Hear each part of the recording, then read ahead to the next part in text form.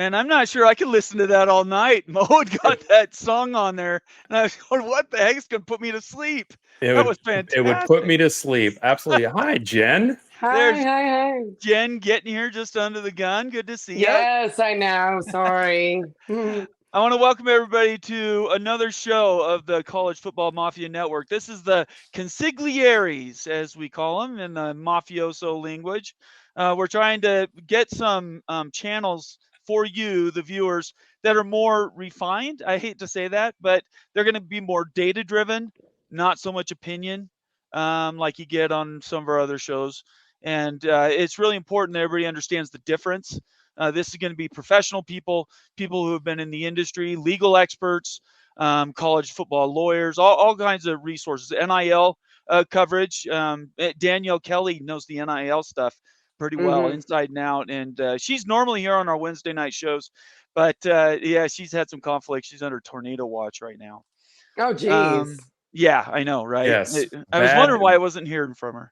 Bad weather coming through Tally tomorrow. Matter of fact, they are closing classes until 11 to make sure they miss all the weather. Really? Okay. Mhm.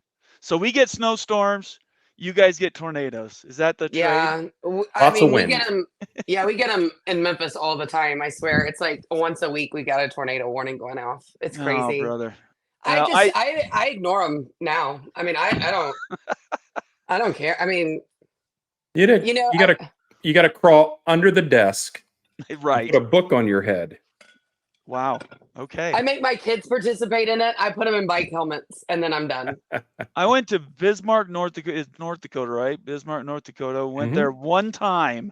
Never go back to North Dakota. I was in a hotel room. I was doing remote work, and I checked into my hotel. 2 minutes later, the tornado alarm went off. I called the vendor. It's like, nope, not going to do it. Got my car, drove home. Yeah. I wasn't going to be anywhere that were going to be tornadoes. You don't want to mess with that. No, I certainly don't. I want to welcome everybody to this first edition of the Consiglieres Show. This is not going to be a weekly show. This is going to be for special items. Tonight, we're going to be discussing Florida State, the ACC, and kind of where we're at now. And that we've had filings in both North Carolina and Florida. We'll go through all those details with Doug Rohan, friend of the show. Obviously, he's one of Vince's best friends, so I appreciate you loaning him to me for a little bit. And we're going to answer those questions. Hopefully, we can answer the questions that you guys have. I will tell you, because I don't know how long Doug's going to be here. If you want to guarantee you get a question to him, make it a super chat. It's the only way I can really guarantee it. Everybody else, I'm going to be flagging things, trying to do what I can to get those questions in. I think between the three of us, we'll probably keep him fairly busy.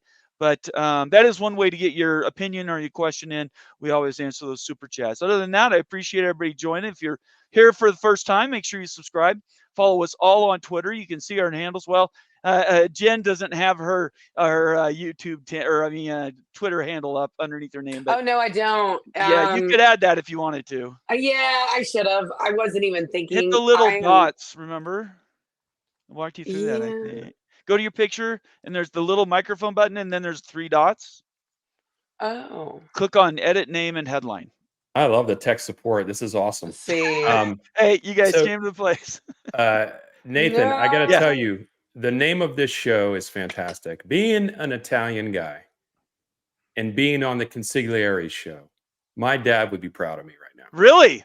Oh, absolutely. I love it. I absolutely love it. This is great. I've got a whole group on Twitter. Knowing that you like that, I'm going to add you to it if you don't mind. Okay, great. It's by invite only. It's not just open to everybody. But yeah, we'll do some collaboration. We'll do some more stuff. We can use it across platforms. We could. It's not really dependent on one thing or the other. But I do think it's really important outside of everything else we do, which is more social media driven. I wanted to come up with a place where professionals could come in and just get really hard-headed answers to questions and not opinion. And that's really what this show's all about. So hopefully we'll have more of them. I don't know, this might be the last one if we don't have anybody watching this, but we appreciate everybody being here. Doug Rohan's going to be joining us. He was getting off dinner, so we're just buying a little time for him.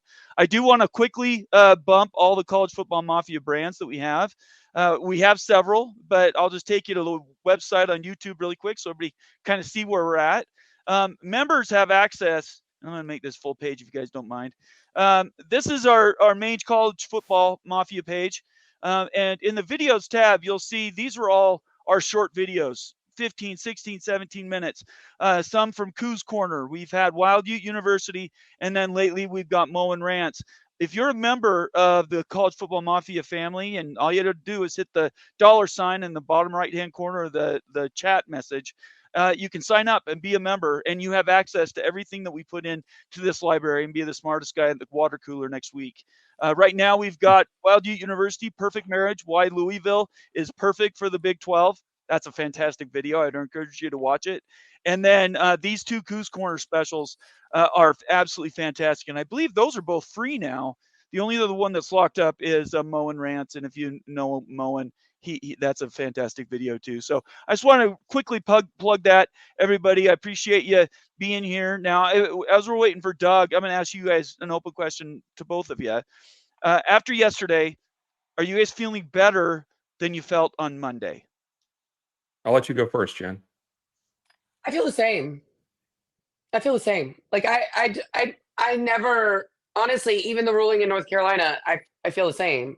This is going to end in a settlement. I think it just depends on when and how much. I don't see it going any. There's honestly, I would put my mortgage on the fact that Florida State will not be playing in the ACC as of like 2027. And honestly, I don't even think 2026. I think that's a fair bet. I wouldn't be surprised with 2025.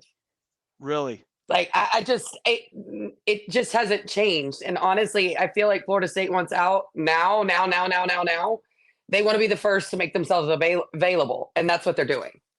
They don't want to get left behind. They're doing everything they can to make themselves available first. And but maybe I felt a little better only because it was funny to watch. Funny? That was amazing. Look, the judge was funny. Most people thought he was funny. Most people thought he was kind of like slow or something, but I really feel like he was pulling a rope-a-dope. He was pulling a rope-a-dope the whole time. I think he wanted them to spell out everything he was asking. It's almost like when I am talking to my teenagers and I act like I don't know. And I'm like, wait a minute. So, like, what is this? And then they end up telling on themselves. Do you know what I mean? It's almost like that drawing out. I think that's what he was doing. And and it was fun to watch. It was fun. What do you think, Vince? Yeah, the North Carolina thing, I'm just going to echo Jen here real quick, because the North Carolina thing, we all knew was going to go the way it was going to go. Yeah. And the reason why we knew that is because we got Doug on our side, right? And Doug told us all this stuff. Yes, exactly. So I was not disappointed in that at all, because I knew that there's no change in the momentum. The momentum is there, and the momentum is strong. And I've been saying for a while now, 2026 is the year that I'm pointing to as the highest percentage. But I am also well aware that 2025 is gaining momentum as well. Mm-hmm. So absolutely. Yeah. And then the Leon County thing, that judge, I kind of liken it to like when I go to work and I'm in a meeting with my bosses and I prepared, right? I've done everything I can to prepare because I'm in front of the big wigs and I've done everything I can. And I go in there and I'm super confident. And the first question they throws me completely off game. Right. And that's the way that went. And following that, and I enjoyed it too. It was funny because again, people thought this guy was goofy. Yeah. Like sly like a fox goofy. Okay. And he may be old school, and I get it. And he's got binders and binders and binders. Right. No clerk. I thought that was really odd. No clerk. I mean, this is Florida, right? There's no clerk, right? So he had to do all the work himself, which to me should be lauded rather than having someone else do all the work. Right. So he did all the work. And then the other points about people saying like, well, why wouldn't he have read Judge Bledsoe's order? Why wouldn't he come into that more prepared? Because he doesn't care. Yeah, that's a different state. He doesn't care what Judge Bledsoe said, because in his mind, and I think he's right, and of course we would think he's right, Florida is the proper venue for this argument. And so we'll see, though. We'll see. So, go ahead, I just, one thing before I forget it, because, my mind goes, but the one thing I did like about Florida State's argument was that point, like you just said. It is the point that it should be in Leon County, because the only, Florida State is not objecting to paying a fee to leave. That's not what they're objecting to. That's over and done with. If that's all they needed to do, they would already be out. This wouldn't be in case. This wouldn't be filing. They would pay and leave, and leave the other welfare recipients of the ACC to themselves, and nobody would have a problem with that. But what is actually being fought here is the grant of rights, right? That is the whole crux of the argument here. And so the way that the attorney for Florida State said it was, we're talking $700 million of taxpayer funds in the state of Florida. These are only for the home games, right? It's only for the home games. So in a way, that's a great point. And when he pulled in, and I need Doug to come back in here, but when he pulled in the case law that he stated, which was about the tax and the seizing or of the taxable, the taking. Yes. I love that point by him. I think that's such a slam dunk. I don't understand why they didn't say that in North Carolina. You know what I mean? This is why we don't think it should be there, because to me, that's huge. And I know it's a different argument in North Carolina. Now, if it goes federal, I guess that's where you would make that. And then the federal judge could say that. But I don't know. I think this is all going to end up in a settlement. I just do. Really quick, as we were talking, we got a new member. Lee Smith is a new member. I don't have all the sound effects that Moen does. So, Lee, I owe you a sounder. You just poke me on our next show with Moen, and we'll give you all kinds of sounders you want. But thank you very much for joining and becoming a new member. I want to encourage everybody else to follow Lee and become a member of the College Football Mafia family. We have several shows. This is the latest edition, the Consiglieres, professional people coming in and not talking opinion. We're actually talking fact and findings, and that's really important. Make sure you subscribe, follow us all on Twitter, and turn on your notifications. That's really, really important. Thumbs up is nice too, although I forget to say that over and over again. I don't know about you guys, but that's something I forget to say. Okay, so the only other opinion question I have for you two guys is, as I was listening, for one thing, I've followed this realignment stuff now for 2 years because of what was happening with the Big 12 and the Pac-12, right? So we had that going, and for 2 whole years that went along, and so sort of got an education as that went along. We got to the Pac-12 settlement, and that lawyer, that from Colfax County, right down there in southeastern Washington, the area that I'm from, I grew up in that area. Very down to earth. He reminded me exactly of the guy that was in Leon County yesterday. It was really amazing, the similarities, because they didn't want to talk ephemera.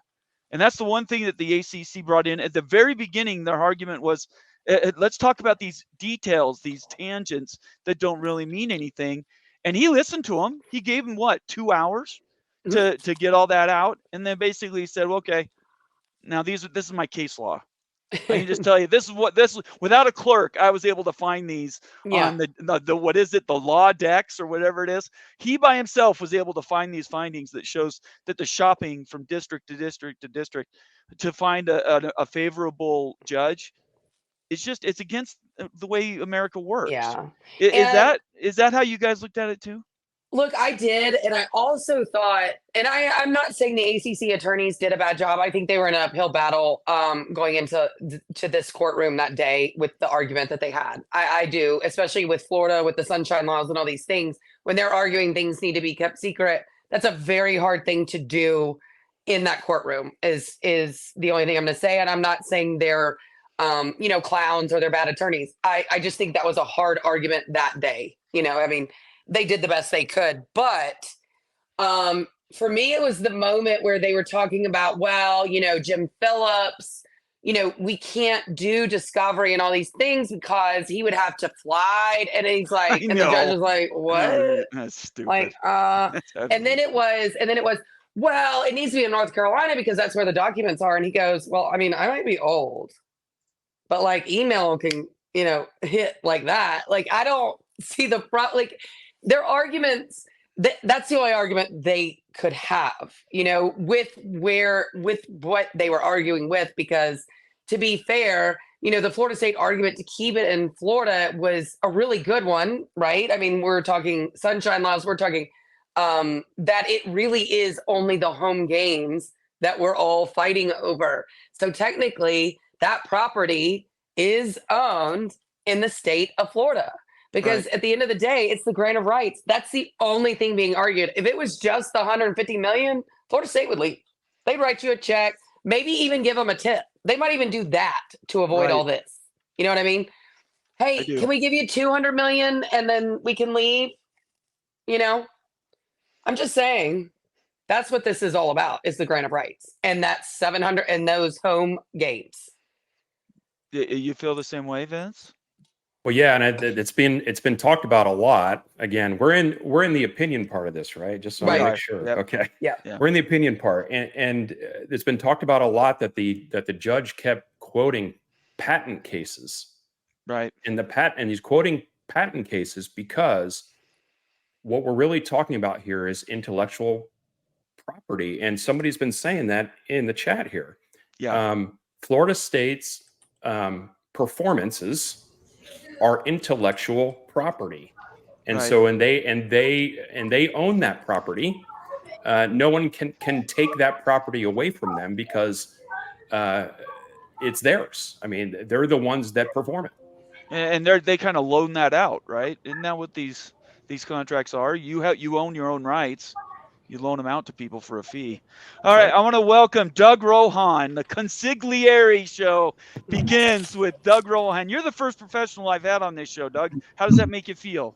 Fantastic, and I'm sorry I'm a few minutes late. I tried to get in as early as I could because I don't want to miss a minute of Vince and Jennifer. They're awesome, but I really appreciate you being on. You bet. I'm glad I could. Go ahead, Vince. Doug is back from Ginny Springs and his time away, and he has to jump right into the frying pan.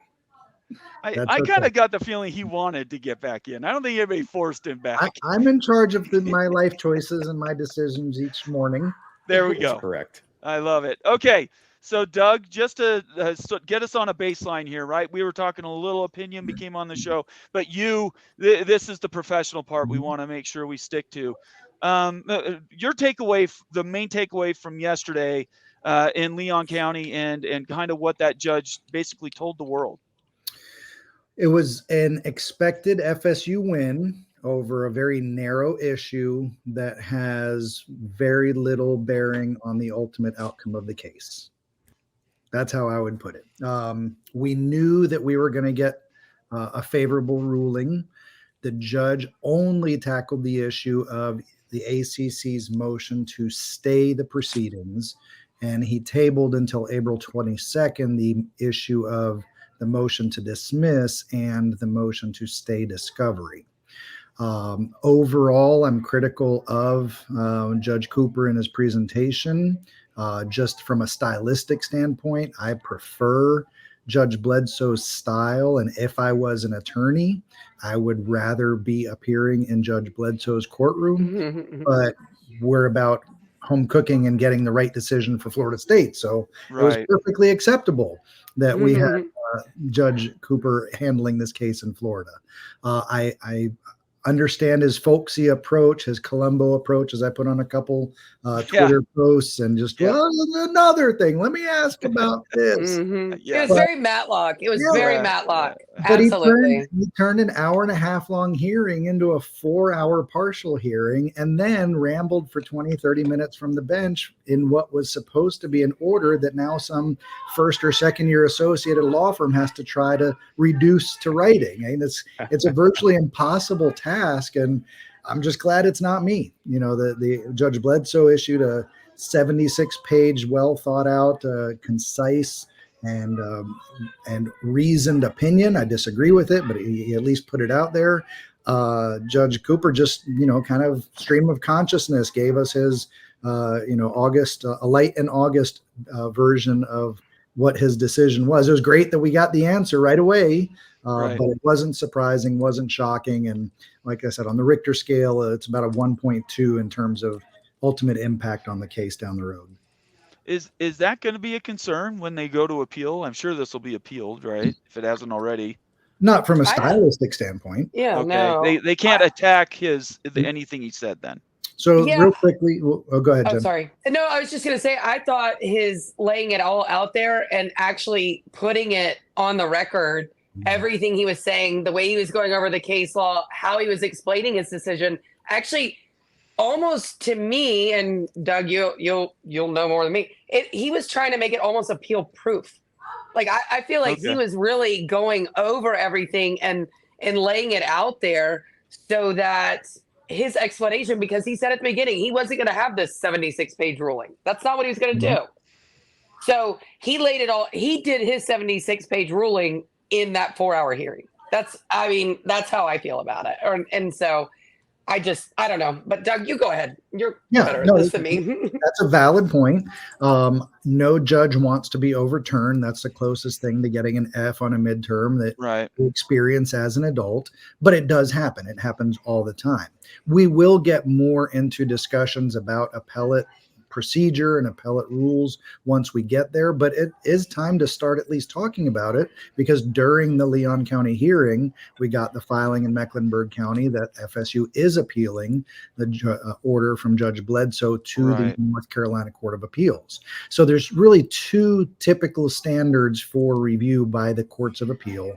The first is what's called a de novo appeal, or a complete review of the entire case from top to bottom. That's very rare. That's not typically what happens. You don't get to retry the case to a different judge.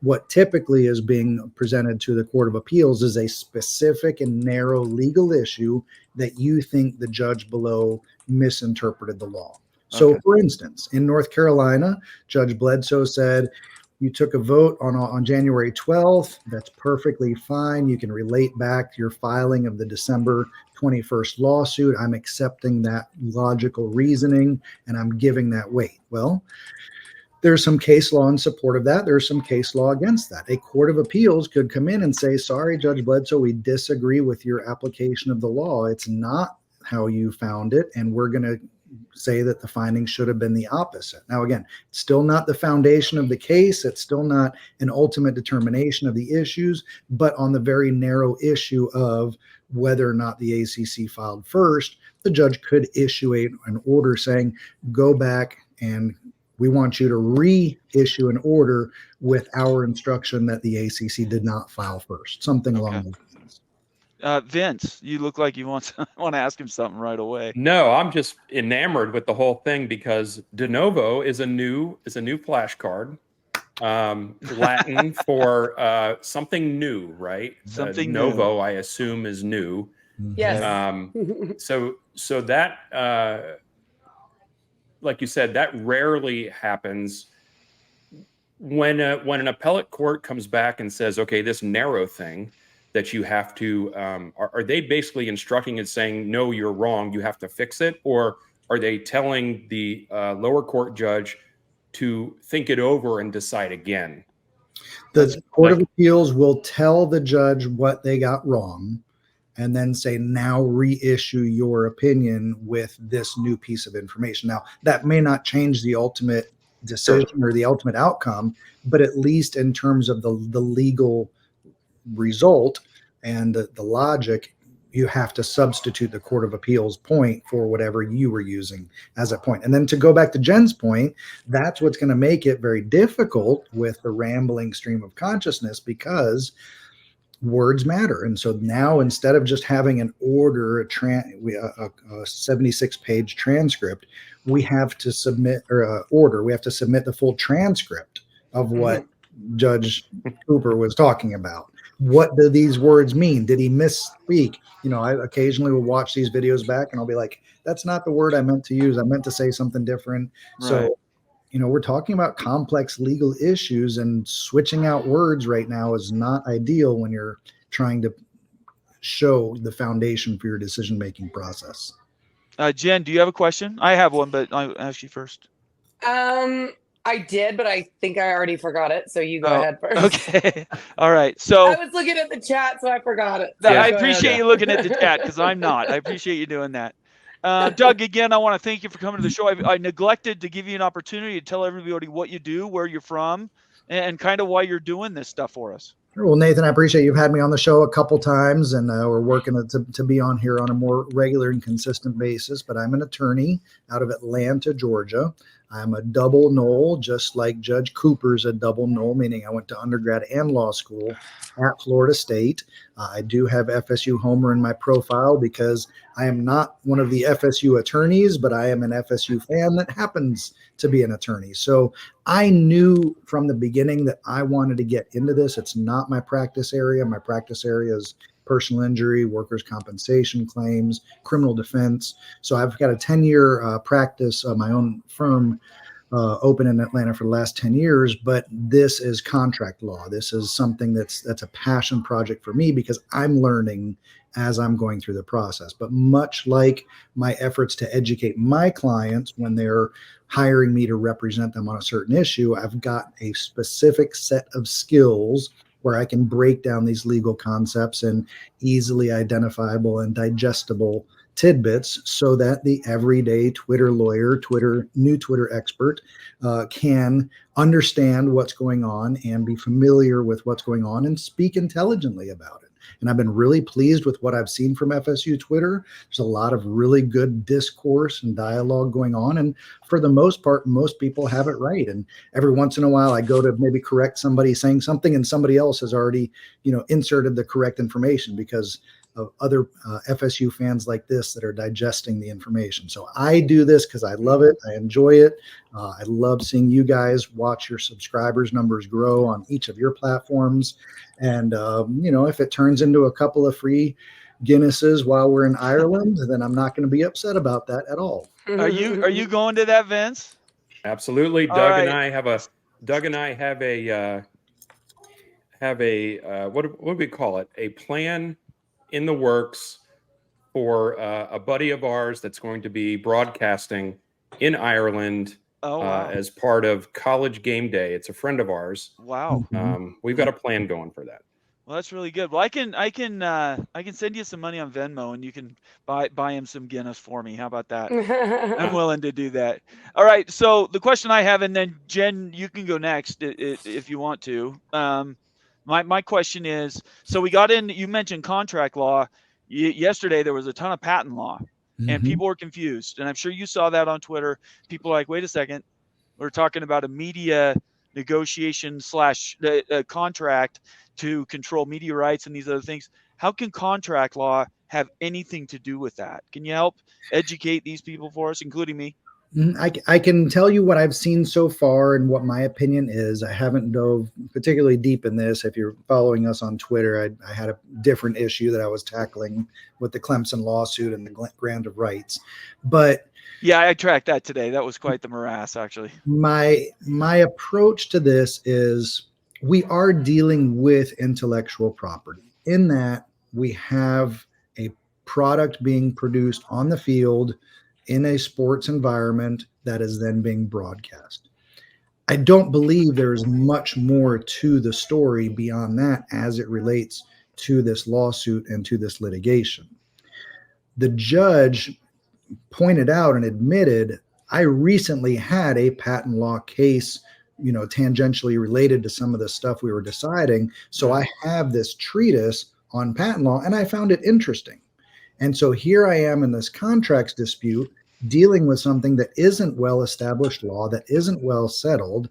And there were some anecdotal elements from those patent law cases that I could relate to the decision-making process that I'm making here. So that's why some of the attorneys might have appeared flat-footed, might have appeared unprepared, because as the orator, as the person up there arguing these cases, you want to present your case, you want to substantiate your case with your positive case law, but you also have to know all of the negative case law so that you can distinguish your case from that negative case law. The other side has case law in support of their positions, you have case law. So as a result, you need to know citations, you need to remember cases, you need to remember fact patterns related to these cases, and you need to remember why your case is different. So that's a lot to remember. You're remembering it for all the Leon County cases, for all the state of Florida cases, for all of the 11th Circuit federal cases, because the circuits, work top down. So the Florida is under the 11th. So they've spent all this time reading through and researching all these cases. Nobody picked up a patent law book digest from around the corner. So it was kind of out of left field. It's not improper. It's not egregious. But what I will say is this, I take off the FSU Homer glasses, if the ACC North Carolina judge had behaved and operated the way the Florida Leon County judge had, FSU Twitter would have lost its ever-loving mind. Really? And in what way? One simple example that I'll give, because the judge was very deliberate in his questions and because Judge Cooper took his time, we blew through the entire morning just listening to the ACC's argument. Well, guess what? It was time for lunch. FSU hadn't had a chance to speak yet, but we're going to go ahead and break for an hour anyway and go ahead and take an hour off. Hey, guess what the FSU attorneys did during their lunch break? It sure as heck wasn't scarfing down a sandwich. Right. They were recalibrating and recalculating their arguments as to what they were going to say as soon as we came back from the lunch break. Again, not illegal, not improper, but very much favorable home cooking that helped their cause. Interesting. Jen, now do you remember?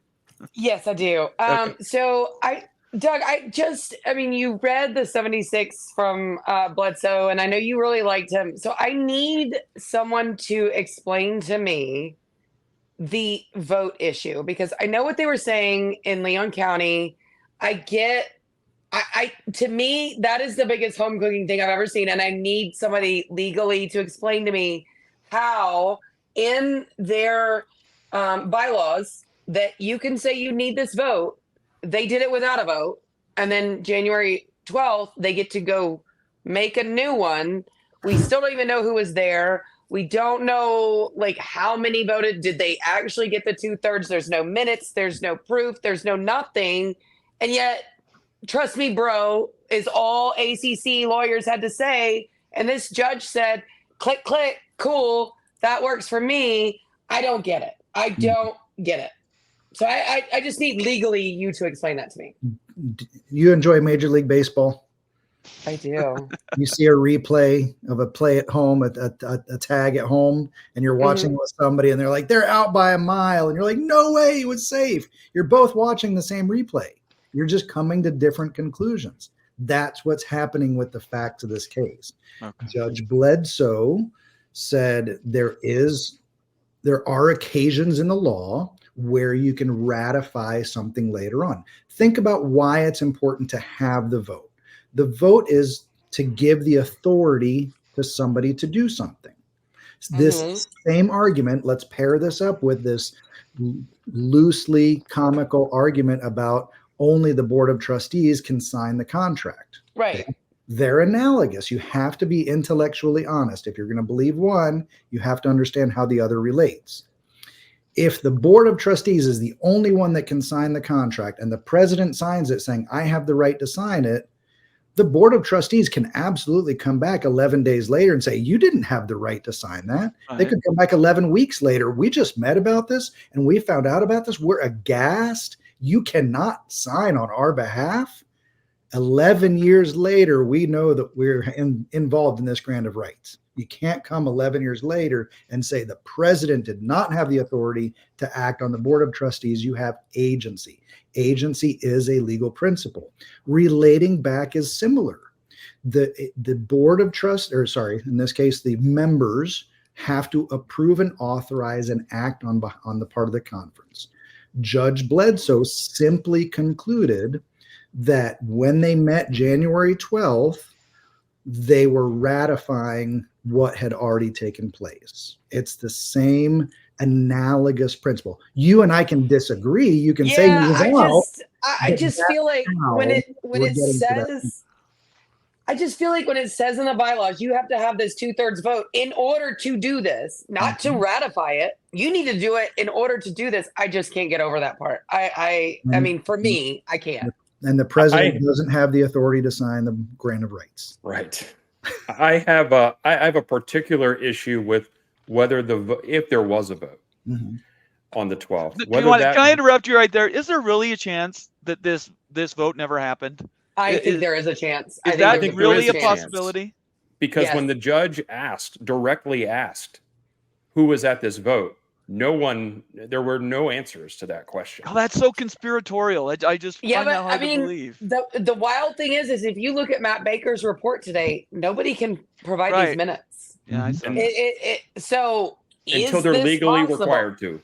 Yeah. All right. I didn't mean to interrupt, Vince. I just wanted to ask that question. Yeah. So the issue I have with the vote, if it happened, is whether the vote was to confirm the initial decision to file suit, or if the vote was to go ahead and move forward at this moment. And is there a difference there? Because if their vote was simply like, hey, we've already done this, are you guys okay with that? And if you're okay with that, we're going to move forward.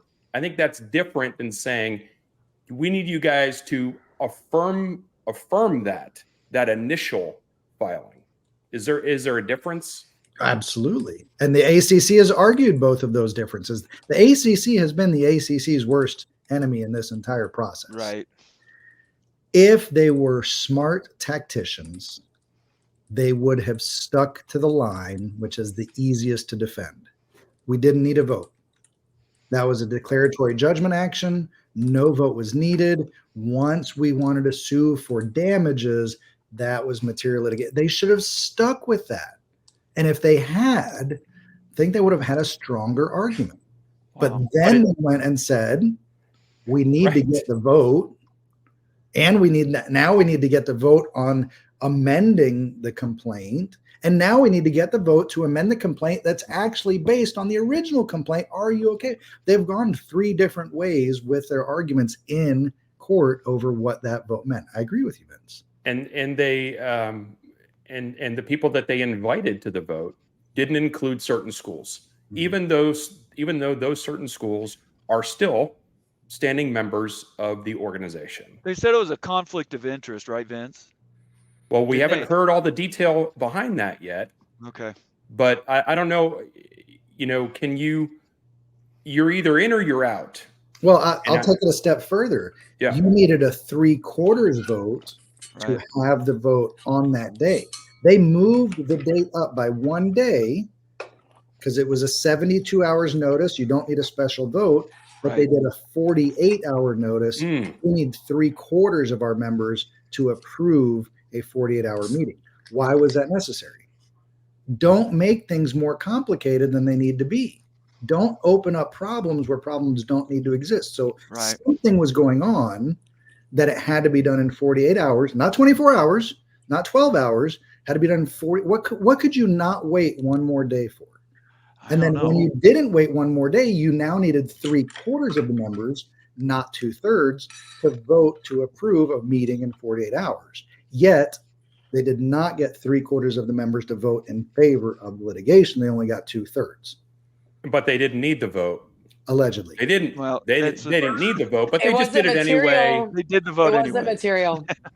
All right. Again, this is opinion. But they needed it anyway. Right. So $500 million isn't material. $500 million isn't material, so it didn't matter. You can just go, put your fairy dust over on January 12th, and everything's fine. No big deal. In North Carolina, you can. Yeah. Let's move forward to the gore. And that was all today.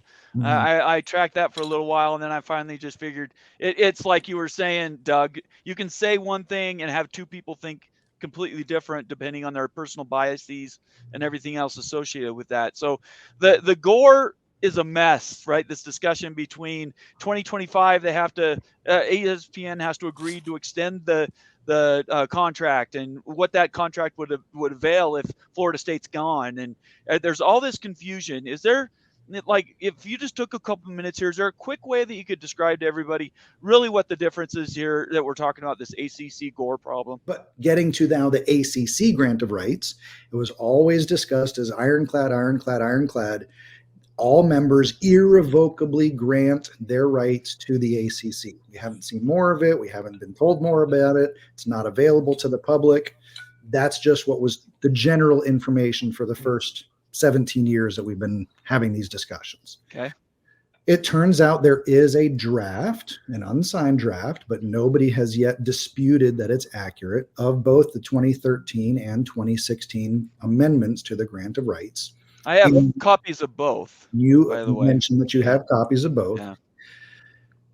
And what's critical and what I failed to recognize, again, I'm telling you where the bus has been. I'm not telling you where the bus is going. So I'm just trying to explain this as we go along. FSU attorneys did not pick up on this. It wasn't until Clemson filed their lawsuit that they made hay out of the reality that the grant of rights had to be read in conjunction with the ESPN agreements. There were not two separate agreements. They were one and the same. And I've been busy. I had spring break. We've been worrying about the orders that were coming out. So literally today at 1:30 was the first time that I sat down to reread the grant of rights with the perspective of this Clemson suit in my mind.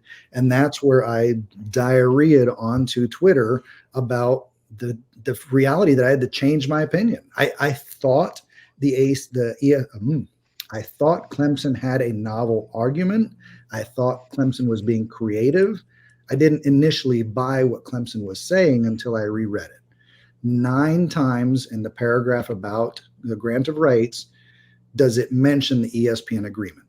And at no point does it say the ESPN agreements or any subsequent partners or any subsequent media agreements or any other networks that take over for ESPN. The grant of rights was written on behalf of ESPN for the benefit of the ESPN in an inducement to get ESPN to act. There is no grant of rights without the ESPN. Now, Clemson takes it a step further. Clemson believes, I don't know why, that they can unilaterally leave the ACC, and that terminates the grant of rights. And I don't believe that. I put in another blurb. It says that for the term of this agreement, whether or not the member remains a partner with the conference, or some language to that effect. So the language did contemplate a member leaving and the grant of rights remaining valid. So now comes the question of what is going to happen with ESPN prior to February of 2025, because that's when they need to exercise their unilateral, and we'll get into why there's still other problems, but ESPN has a unilateral right to extend the grant of, or to extend their material media agreement with the ACC through 2036. If ESPN doesn't do that, I believe the grant of rights collapses and doesn't exist. And Doug, let me ask you a question here real quick. When you say unilaterally to extend, that does not mean renegotiate. That means to keep status quo as is. So we're not talking about more dollars. It is, that's the crux of the negligence that FSU is alleging that the ACC committed. They started this deal at below market. There are annual escalations of 4.5%. Right. It says below market. The SEC and ESPN just signed a $3 billion deal, whereas the ACC is still sucking up $112 million at 3.4 or 4.3% annual increase. ESPN has no interest. Look, they could fix this. They could solve everything by tripling their offer, but why would a good business group do that? And second, I'm not sure ESPN is a good business group. Disney is trying to spin them off because I don't think they're as healthy as is being purported. The ESPN group is basically $4 for $4 menu, the ACC at this point. Mm-hmm. Yeah, but I mean, why would ESPN give the ACC more money? Look, there's 2 teams in the ACC that have done anything in the last 20 years. There's 2. There's literally 2, and they're about to leave. So I think I wish somebody could explain to me honestly what this whole trade secret thing, what could be possibly in it that ESPN wants to keep it so quiet and ACC wants to keep it so quiet. What is the problem? Like, what is it? There's something, this is crazy. There's no really secret sauce to this. You either put a good team on your ESPN, on ABC at night at 7:00, whatever, or you don't. I don't know what these trade secrets are. Are you paying teams that you're not supposed to be paying? That's the problem. I love your mind, Jenny. You're so jaded and ready for everybody to be trying to just screw you over. I am not a media rights TV deal expert. Yeah. Again, I'm here to tell you where the bus has been. But in North Carolina, they did have a period of discussion about this issue. The ESPN lawyers from Cravath actually were the best attorneys in the North Carolina hearing, hands down. It wasn't close. They had a very succinct way of presenting this to the judge. Judge, we have upstream and downstream relationships. Upstream with the conferences, but we also have downstream with other members. We have to protect our negotiating style and our negotiating techniques with everybody because everybody is constantly trying to renegotiate our deals. So as a result, the contract reflects what the negotiations are. And if Army is successful in getting $76,000 per home game, they don't want Navy knowing that because they just signed a 10-year deal for $36,000 per home game, something along those lines. Those are, I know Navy is NBC, but regardless, that the point being how they negotiate with each individual team member, conference, and organization that they enter into an agreement with, making that agreement public is problematic. You do see it in the media. You're right. It's not a secret sauce. We know about the ESPN deal with the SEC for $3 billion, but they put up a slide to demonstrate and point out, upon promise of anonymity, off the record, allegedly, we suspect, how many NIL deals do we know about that are completely fabricated? Right. When we're talking about those numbers. Most of them. Most of them. So this, look, this is, if you don't hear anything else that Doug Rohan and Rohan Law has ever said, treat the news like it's April Fool's. Always do. Always. Every story is wrong. Every story I've ever been involved in, every client, every interview I've given, every story is wrong. We don't know what it is. Maybe it's just what day it happened. Maybe it's something big like who did it, who did the crime. But everything you read in the newspaper is wrong. That's not being Jen and being, believing everybody is out there to get them. That's just the reality of the situation. No, I do love to put my tinfoil hat on, but I feel like for this whole thing, all of it has been really weird. And I don't know. I can't really wrap my head around all of it. So I know it sounds like I'm conspiratorial, but yes, I am. So you're right. You just like to keep the news moving, I think is what you like to do, Jen. You're a mover. That's all right. And also anything, I treat the news like I do my children. Anything they tell me, I assume they're lying. You know what I mean? I'm going to go look it up. Okay. There we go. I think you're smart because, kids make stuff up all the time. All the time. All the time. Mostly those are lies of omission. Very good. I like that. That's lawyer speak if you ever have another card for the day. Somebody's listening to you, Doug. How about that? Hey, I've learned after all these years. So we're almost an hour in here. I just want to thank everybody for being here tonight. This is the premiere episode of the Consiglieres on, is that how you say it? Consigliere. Yeah. Consigliere. You're the Italian. You tell me, Vince. I'm Italian. Okay. Wow. Italians all over. Consigliere. The Consigliere show, and we're on the College Football Mafia Network. But we have some great creators. They're all here. Doug Rohan, Rohan Law, Vince, VCNole. You want to talk about your show a little bit, Vince? Sure. Garnet and Old is the name of the show. We're on YouTube, Facebook, Twitter, all the normal spots. My partner and I, Ryan Eastman, Big Papa East. We do a show every Thursday at 7. And we're going to be rolling out some brand new stuff tomorrow evening. Oh, wow. So if you're interested and you've got 7 p.m. free, come on over and you will hear about all the new fancy stuff going on at Garnet and Old. Love it. And Jen's mixing it up with George over at Renegade Report. What have you guys been up to, Jen? Well, I mean, I guess it's the same old, same old. I get on there. George does all the work. I just show up and run my mouth. And but we do have now Lawrence Stampo coming on Tuesday. So Wow. I'm super excited about that. And then next week is the spring game, guys. It's the spring game. 420, baby. I'm going to be there. I can't wait to see everybody live in person. I'm so excited. So yeah, this is going to be fun. What the heck's going on behind you there, Vince? You got all kinds of graphics. That's right. It's like you're going in an EDM concert or something. I was like, am I going clubbing? Let's take a sidestep here for just a second. You guys mentioned Florida State, the team. Boy, if they're not in the top 5 to start off the season and they have a chip on their shoulder, and I've got them on the inside track to easily get to the playoff, obviously, but that they could end up being in the Final Four. What do you guys think?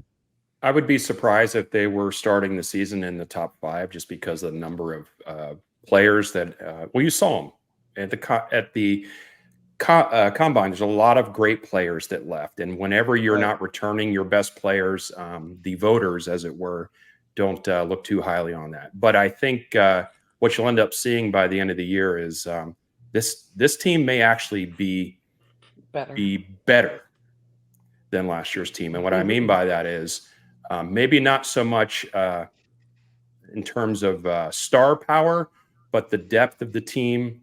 And I'm pretty confident they're going to make the playoff. This is the best and deepest 2-deep roster that Mike Norvell has had in his career.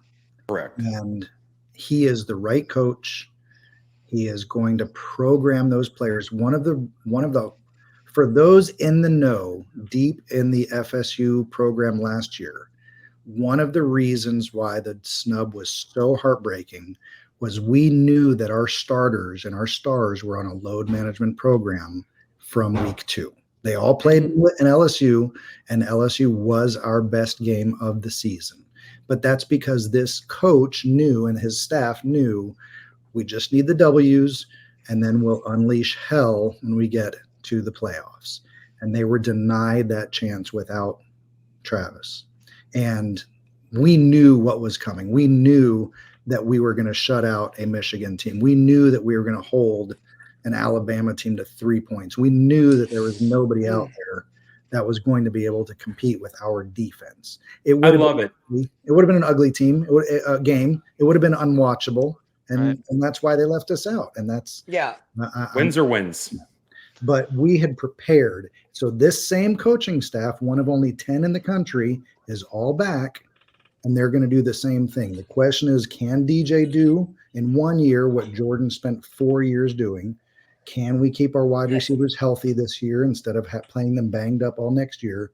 And can our 2-deep roster succeed in a way that only our 1-deep superstars last year were able to? Correct. Jen, you agree with all that, I assume? I do. I think, I have been on the DJ train since the beginning. So, not to say Cam Ward is not a bad player. He's a great player. There was a whole lot of reasons. Cam Ward's very good. Very, very good. This is nothing against him. I just said I wanted DJ from day one. Right. Not that I didn't want Cam. If Florida State had gotten Cam, I would have had zero problem with that. So please do not come and hit me up. I'm not saying that. What I'm saying is they're both really good. In fact, I think right now by everything you see on camera, everybody is fair to say Cam Ward will be more successful. Okay. There were reasons that I wanted DJ more than Cam because I think DJ fits in way better with Mike Norvell's system. Okay. Way better. I think this is a perfect drop in for him. I think it's a wonderful fit. I think the personalities match. And that's something you really don't think about, especially with a transfer. Like with a high school quarterback, that's a different scenario. With a transfer, when you're talking about 1 year, those personalities better fit. They better get along. Everything better mesh, because otherwise this is not going to ever work. He did a great job at Oregon State. Yeah. And I think he's just going to go from strong thing to strong thing. I absolutely love this kid. And this was, again, nothing against Cam Ward. There was a reason that I just loved this match up because it was the coach, it was the quarterback, all of it. All of it for me. I love it. And I also love the way DJ really works with the wide receivers. I really think that's a great he did it at Oregon State. He even did it at Clemson. And I know at Clemson everything went weird when Devo hired his cousin and everything. I know. I get it. I'm not here to, criticize or whatever. I think there was that was a bad mesh, by the way. That was not a good mesh with a coach and a quarterback. Sorry, I don't mean to rant, guys. My bad. It's all right. But I just the off season. That's what people are loaded up to do right now. It's So you guys have the spring game coming. So I mean, for me, like DJ, I was so excited to get him because honestly, and I hate to say this, maybe I'm being a girl right now. He wanted to be at Florida State. That's what he wanted. That's it. He wanted here. Wow, you guys all jumped up to that. That was remarkable, so, all three of you. Like, I loved every minute of it. I feel like, so it's not about like with Cam, I feel like Cam really wanted to be in the NFL. I do. Or he wanted to be at Ohio State. And I'm sorry, Miami fans, please do not kill me on this. Please don't kill me on this. I know y'all are going to be mad. I know they're going to be mad. I'm just saying, I feel like Cam Ward really wanted to be at Ohio State or he wanted to be in the NFL. And I think something fell through. And I think, when you don't have that hyped up, that's where you want to be. That's what I like. I'm sorry. I feel like you're going to work harder. Okay. I love it. I think that's great. I have one more comment on Cam Ward. Sure. And that is Cam Ward may be very successful where he is, but it's going to be because of him. Because that coaching staff is not going to build. There's going to be no development there on him at all. Matter of fact, he should ignore that staff.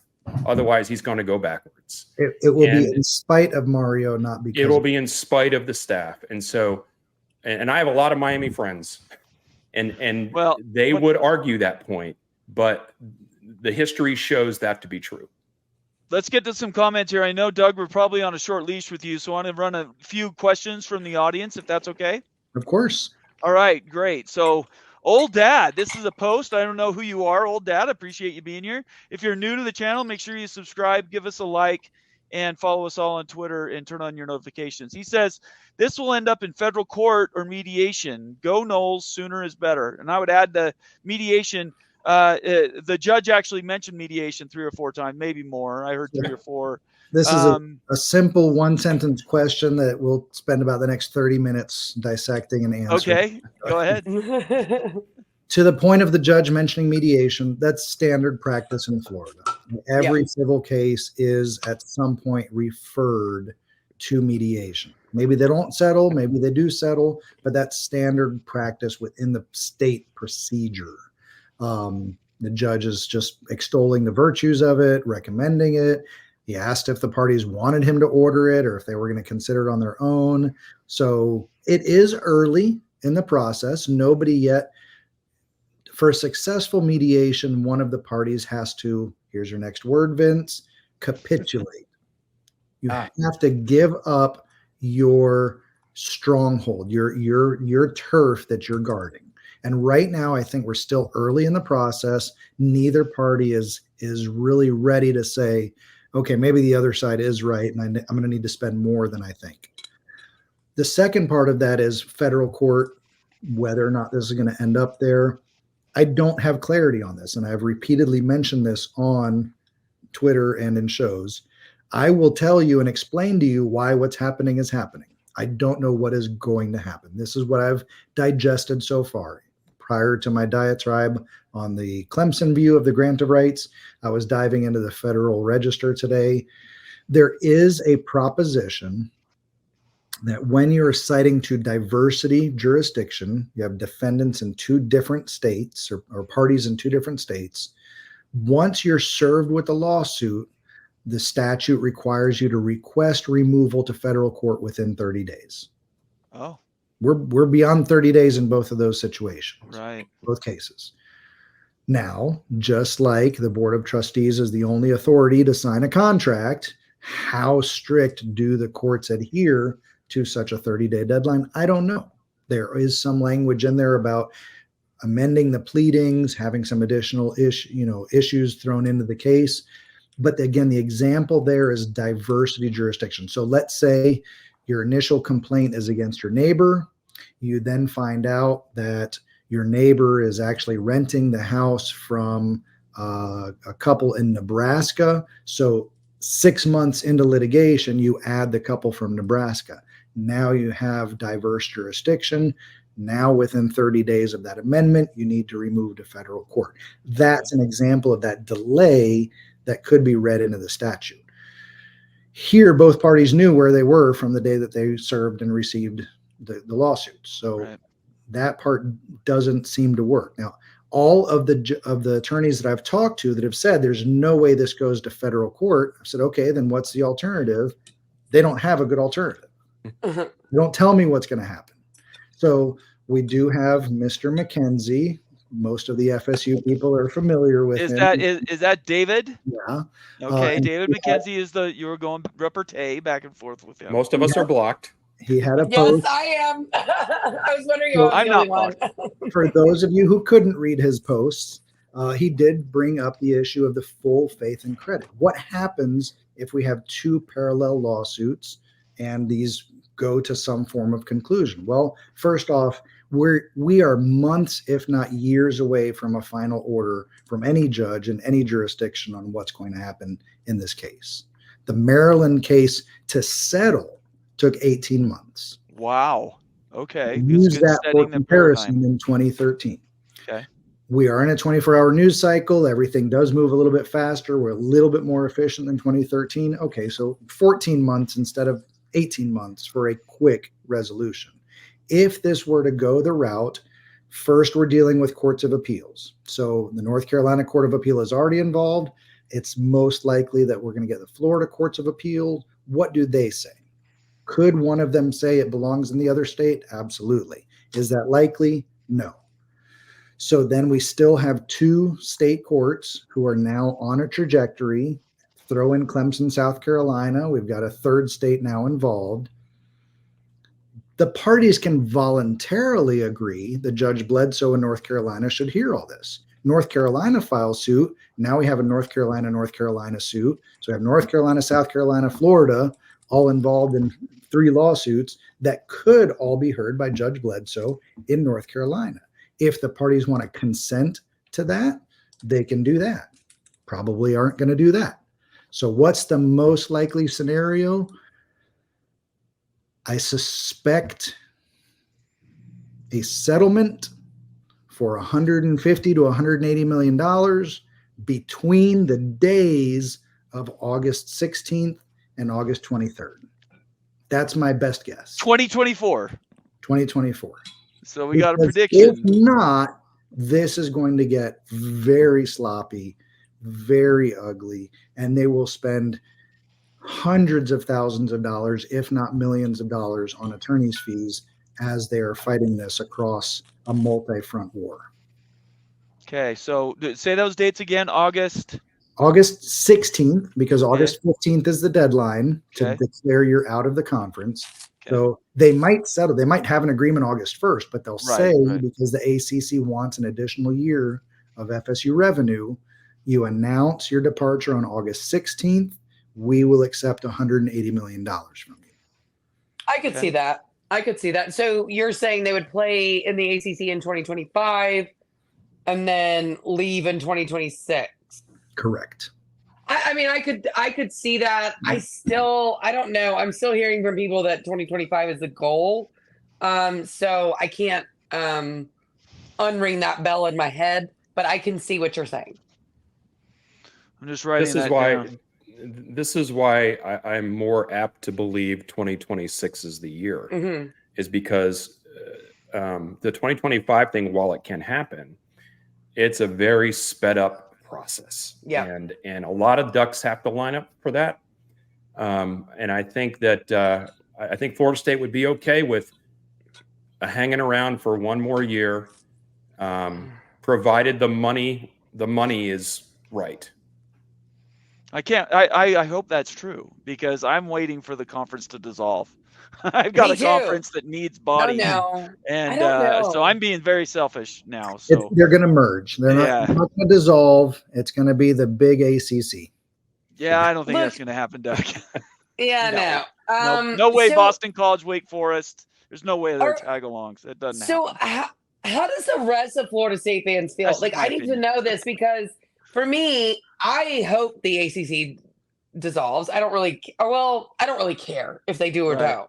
But for all the welfare recipients in it, I hope they're stuck there. Okay. I hope they're stuck there living this hellhole, and then they have to sit there and get these sorry-ass checks, and they don't get invited to anything, and then everybody's like, who cares about Boston College, right? I mean, nobody cares. That's all I'm saying. You made me laugh. Brett Taylor, another comment is here. He says, somebody asked Doug to give a Consiglieres analysis of last night's Knoll baseball game. So are they still undefeated? No. We got swept by Clemson, but we should have won two. We ruled Florida, our arch rival, for the second time this season. Wow. We swept them, winning all three games, but we ruled them at home in what has been reported to be the most electric environment that stadium has ever experienced. About 150 members of the Marching Chiefs showed up and filled up the right seat bleachers and blared their hearts out, and it didn't hurt to have your team hit 2 grand slams. Wow. I was at a scout meeting, which is why I don't do shows on Tuesday nights. So I had it up on my computer, and I just checked the score real quick, and it was like 9-2. And I was like, oh, that's pretty strong. I thought it was like the 6th inning. No, that was the first batter in the bottom of the 2nd inning. Oh, boy. And the final score was 17-4. 19, yeah. So good quality football score when Chiefs were there. So Vince's campaign of send Chief all the damn time has now been extended to Dick Hauser Stadium, where we will require a pep band presence for this weekend when we play Miami, our other rival. So there's some momentum toward that, by the way. More than momentum, I gotta believe that's an absolute gonna happen situation. I haven't watched college baseball once in my entire life. I might have gone to a softball game once in college. What? No, my God. Look, the Mariners have just not been there for me, and so I've been in Utah away from baseball. Major League. I'm sorry, it's better than Major League. I don't watch Major League. The deep, dirty secret of my heart is that if I had a gun to my head and I could only pick football or baseball, I would be in the stands with the animals of Section B. Oh, yeah. No Canada. I mean, wow. I need a baseball championship so bad. I can't even function. I need a Florida State baseball championship, and I need a Memphis basketball championship so bad that I can't even, it's one of my biggest Memphis is going to have to up their NIL to compete with UConn. I'm going to tell you right now. Memphis has a really good NIL. Okay. Yeah, they UConn do. Is the thing. Replica, one of our members says, hot take, one of the trade secrets ESPN is trying to hide is the fact that the ACC Gore isn't enforceable beyond 2027. Can you clear that up, dude?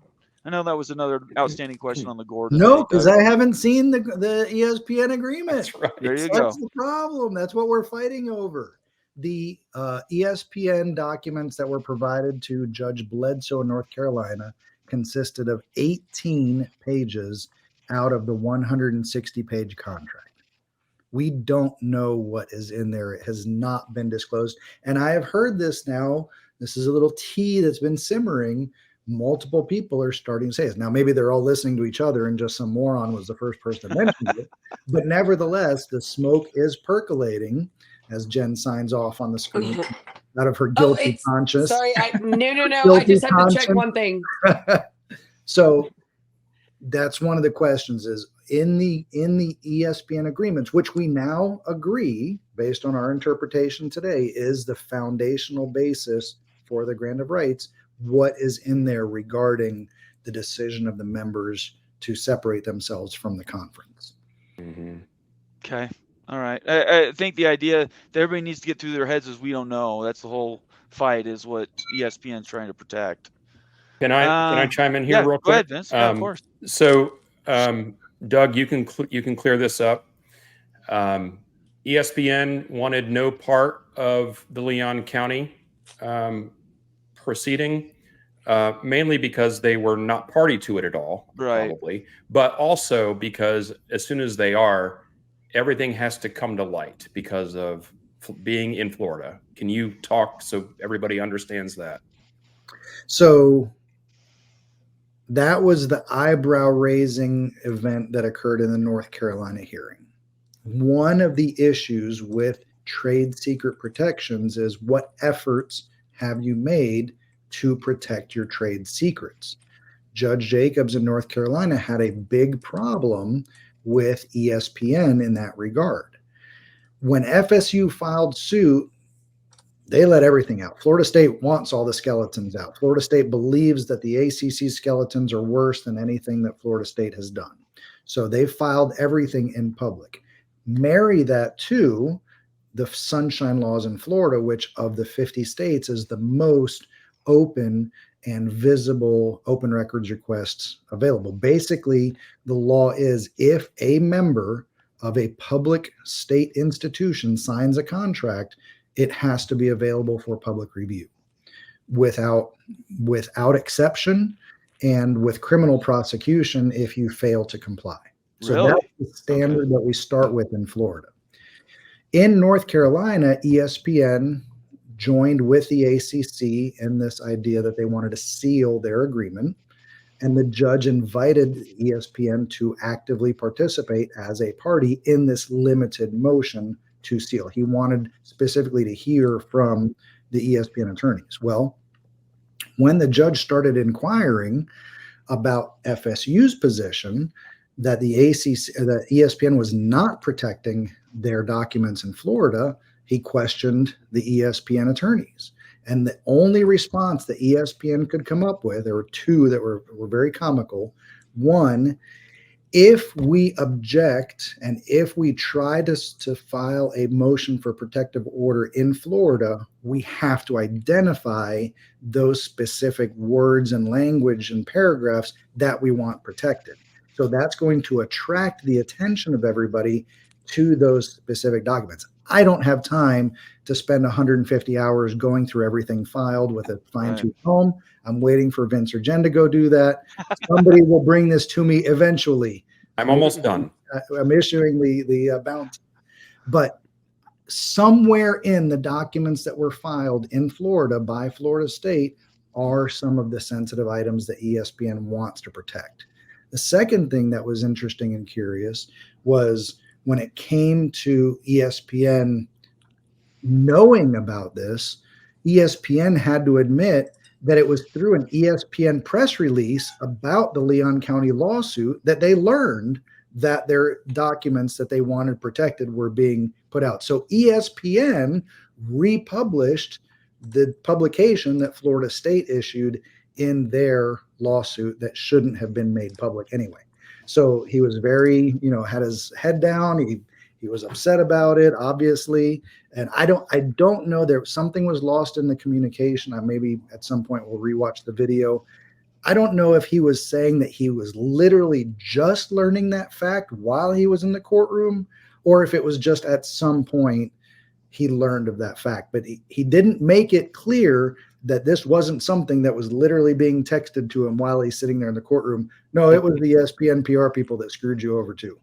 That is remarkable. They could be so unprepared. The whole thing just seems crazy to me. Okay, we've been here a long time. I'm going to give Vince and Jen a chance to ask you a couple more questions, and we'll get you out of here, Doug. Great. Oh, I'm good, Doug. You did great have any as questions, usual. Vince? I mean, I'm good too. I mean, I think he answered everything for me. If there's anything that comes up, Lord knows there will be. So you can find me on Twitter. Follow me at Rohan Law PC. I'm active. I'm more active than my wife would like for me to be. No. So we've got a super chat coming in here from Ryan Willie. Thank you very much, Ryan. $5. He's also a member of our channel. Thank you. Will this push the ACC to the bargaining table? Is there enough leverage there to get this thing negotiated out? This is a very interesting topic that has come up from the beginning of this litigation. Where is that pressure point, that capitulation for the ACC? You have to understand that quite literally, FSU started this litigation because they were concerned for their existence as a championship caliber football institution. They did the math, and they could not exist while they were under the current agreement. The problem is with Clemson now joining the suit and North Carolina considering it, we have the prophecy from Harry Potter and the Sorcerer's Stone. One cannot live while the other still breathes. Okay. This is an existential crisis for both Florida State and the ACC. So if I were in charge, if I was Jim Phillips and I was looking at this, at the dinner table with my wife saying, I just don't know what to do, look 20 years into the future. Is the ACC going to be a quality basketball conference with reasonable revenue streams coming in, or is the ACC going to cease to exist? Those really are the only two options, and those were the only two options the minute that they allowed Florida State to be excluded from the college football playoff. That night, December 1st, the ACC sealed its fate. They admitted, we are a second-tier conference. Yeah, I think everybody agrees now with that. Is, are they going to exist as a second-tier conference, or are they going to go kicking and screaming into the dark night until Florida State and Clemson are leaving? Right. Yeah. The question is, for how much? Is it $572 million? Maybe. Somebody said that the court yesterday, the hearing mentioned $700 million. I didn't hear that, but yeah, I didn't hear that either. That was in there. Okay, so you've got $1.4 billion. The problem is those aren't damages that are owed to you. You don't get paid $1.4 billion. You just continue getting that money from FSU and Clemson's rights for the next 10 years. Best case scenario. So what do you want today? What does the ACC need today to release Clemson and FSU from that 10-year obligation to get their rights through the ACC media agreement? It's going to be less. It's going to be $120 million, $150 million, $200 million. Take that $200 million, gird up your secondary Wake Forest and Boston colleges, build out those basketball facilities, and cash those CBS checks every March for tens of millions of dollars. That's how you survive as the ACC.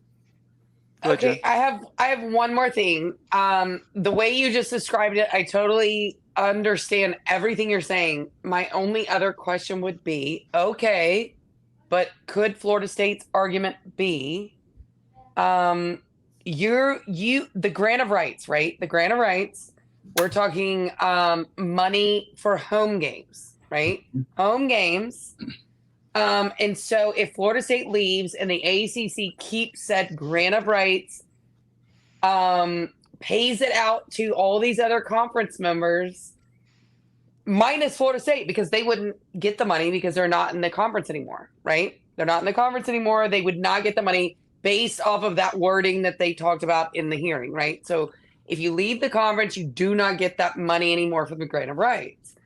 So while they're the ones playing their home games, making this money and doing this, and the ACC supposedly owns said home games, couldn't you absolutely argue that that is absolutely a punitive damage and damaging to Florida State unfairly? Yeah. Because the money that Florida State makes, as opposed to every other team in this sorry-ass conference, on their home games is way more. So it's unfair for Florida State to be the only one punished with that amount of money, because if you put it together, the only two teams that would be punished for this, we all know Miami home games really don't matter. So so I'm asking, like, is that an argument that they can make? They are making it. That's one of their arguments. Okay. They have lots of good arguments besides the grant of rights is the grant of rights. That's one of their arguments, that this is a punitive restraint of trade. The ACC has breached their contract. The ACC has breached their fiduciary duties.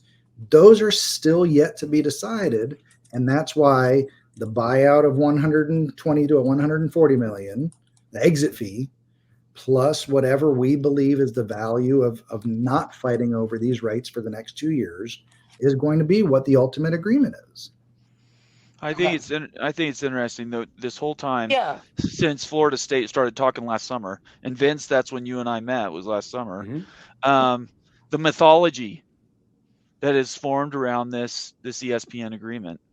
I think we might find out that it really it's a what is it? The emperor has no clothes. And the existential crisis you described, Doug, is absolutely, it's a conference killer. So we will all find out soon. I appreciate everybody being here tonight. This was a special edition of the College Football Mafia Network, the Consiglieres show. I hope you enjoyed it. Doug Rohan, the expert that has come in to all of our lives to explain the legalese around Florida State to the ACC. Doug, again, why don't you tell everybody what you do, where you're at, and yeah. I'm at Atlanta, Georgia, practicing workers' compensation, criminal defense. If you find yourself or a family member in Georgia that's having a bad day, we want to be your best friends on your worst day. So we want to protect your rights, make sure they're protected. We know that this is a nationwide show at this point and that we've got friends all over, but everybody's got a cousin in Georgia. That's true. Follow us on Twitter. I hope you don't need me. I don't want you to need me, but if and when a friend of yours finds out that they've got a problem in Georgia, send them our way and we'd be happy to take care of them. Have you done any of those college, the Georgia football player suits when they speed in their cars and crash and kill people? Lord, how much? Have you done any of those court cases? Ethics rules prohibit me from acknowledging. Okay, all right. Who have retained my services? We will have to find out in the future. Maybe, I don't know. I'm just teasing. It's Vince, the gift that keeps on giving. By the way, the legal stuff is. Yeah. I'd either move to Gainesville. I'd move, if I was you, Doug, I'd go to Gainesville, Athens, or Knoxville. Honestly, there's always some sort of trouble in that sort of scenario there. That's all I'm gonna say. Oh, brother, it never stops. I appreciate everybody being here tonight. Thank you for attending this show. Doug, thanks again for being here. I want to sign off for everybody. And make sure you subscribe to this channel. Follow all of us on Twitter. Our handles are right underneath our pictures. And get involved. This is an ongoing thing. Yeah, this is on one show, but every one of us has things outside of it that are really important. So we are encouraging everybody to pay attention to what is going on out there. Subscribe to this channel, subscribe to Garnet and Old, subscribe to Renegade Report, and follow Doug as he floats from show to show. I think he's become the expert and I will get you some money for some Guinnesses. All right. See you tomorrow, Doug. All right. Everybody have a great night. Stay out of trouble. And I appreciate everybody being here for the initial edition of the Consiglieres show. Bye-bye.